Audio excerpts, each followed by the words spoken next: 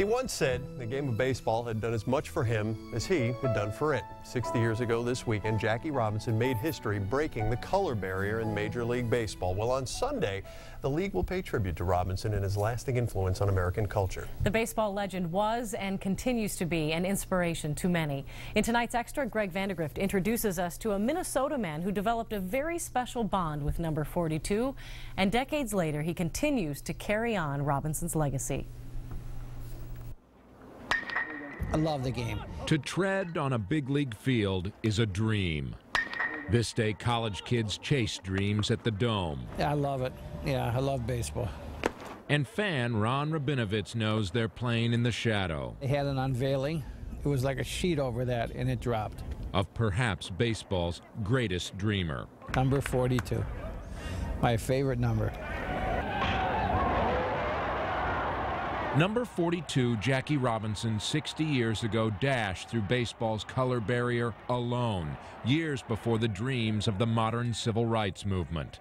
These were photos of Rachel. Rabinovitz met Robinson's widow when the Dome unveiled Jackie's banner 10 years ago. And she says, "You're Ronnie Rabinovitz? Oh, my goodness." And she hugged and kissed me. And she says, "Oh, my God, Jack loved you." The Brooklyn Dodger legend and a youngster from Sheboygan, Wisconsin, buddies. Why me? I was a kid. He was an adult. I was white. He was black. I was Jewish. He was Christian. I lived in a small town in the Midwest. He lived out east. Why? Because the Dodgers' boldness won a fan in Rabinovitz's dad, who wrote Robinson. Autographed picture that Jackie sent to me. That led to this keepsake, and ultimately the first Robinson-Rabinovitz meeting at a 1952 Milwaukee-Brooklyn game. I ran up to him with about 50 other kids, and I said, "Jackie, I'm Ronnie Rabinovitz." And he says, I said, "Do you remember me?" And he says, "Sure I do." The friendship that followed often included dinners when the Dodgers came to town. Look at me looking at my hero. And a legacy of letters. Just talking to me about life. Including advice. I'm a little surprised you don't want to go to camp. Encouragement. I am glad to hear you have lost some weight. And reflection. It is friends like you that make me feel everything that happened was worthwhile. Remarkable, considering all Jackie Robinson endured. Threw black cats on the field, threw balls at his head, made death threats to him. But he played on. What he had to go through, it should never have happened. To be a rookie at 28, excuse me, to be a rookie at 28. Robinson retired after 10 seasons, but the cross-country, cross-generational, cross-cultural friendship lasted until Jackie Robinson's final innings of life. He was my hero because he was helping the Dodgers win pennants.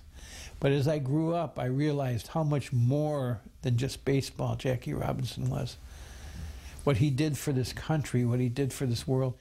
If Jackie was still alive, would you guys still be sending letters to each other?